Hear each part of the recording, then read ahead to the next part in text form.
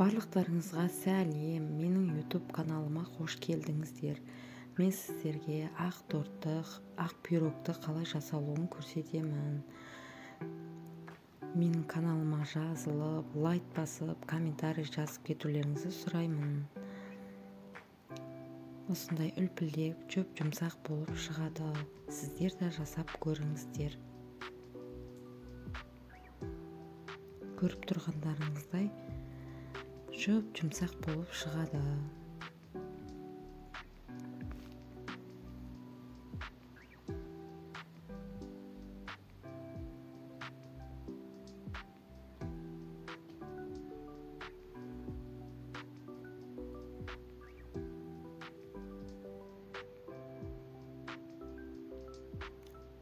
Енді салмасын дайындаймыз.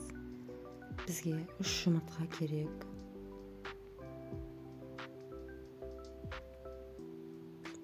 Разделитель саламыз.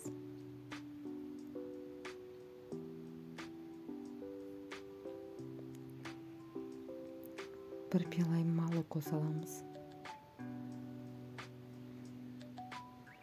Жақсылап араластырып аламыз. Сөйтіп қамыр қылып елейтін боламыз.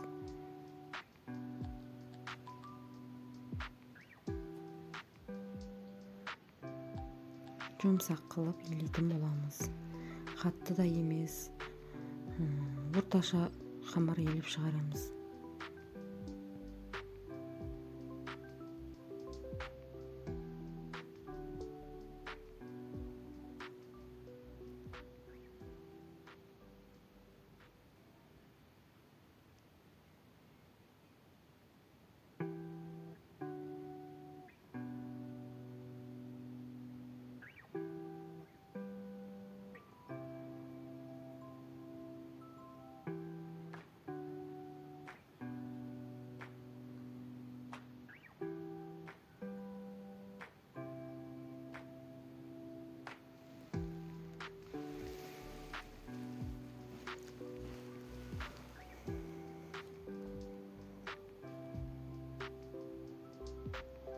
Көріп тұрғандарыңыздай жұмсақ қылып елейтін боламыз.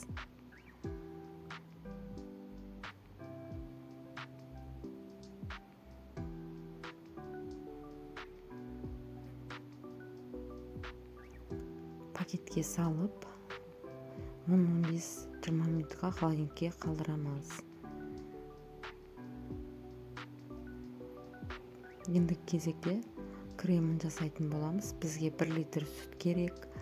Ішіне 1 жұмыртқа, 1 пиала шекер, 4 қасық ұн салып, жақсылап араластырып аламыз. Жақсылап араластырып алып, газге баяу отта қоятын боламыз. Баяу отта қойып, арқасынан үстіп май салатын боламыз. Қамырларымызды суала қылып бөліп аламыз. Менде 5 суалаша болып шықты. Осыны оқтаудың көмегімен жайып алатын боламыз. Менде Асел печканың тапасына салып, сол көлемде пісірдім.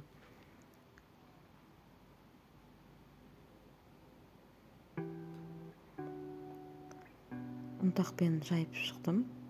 Осындай көлемде ештеңе төсеген де жоқпын. Дәл осындай болып жайып аласыздар.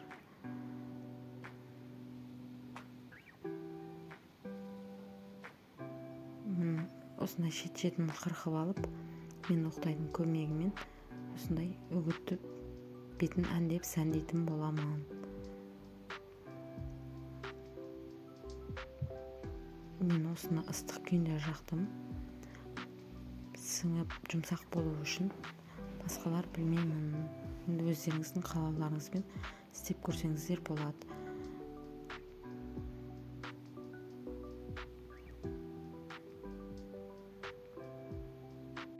Осындай болып шығады. Бетін әндеп сәндейтін боламыз.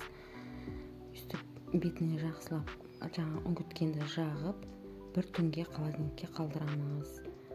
Үстіне пищевой пакет ұрсаңыздар болады, ашин пакет ұрсаңыздар да болады. Менің каналыма жазылып кетуді ұмытпағайсыздар. Менімен болғандарыңызға рахмет. Менің каналыма тіркелуді ұмытпағайсыздар.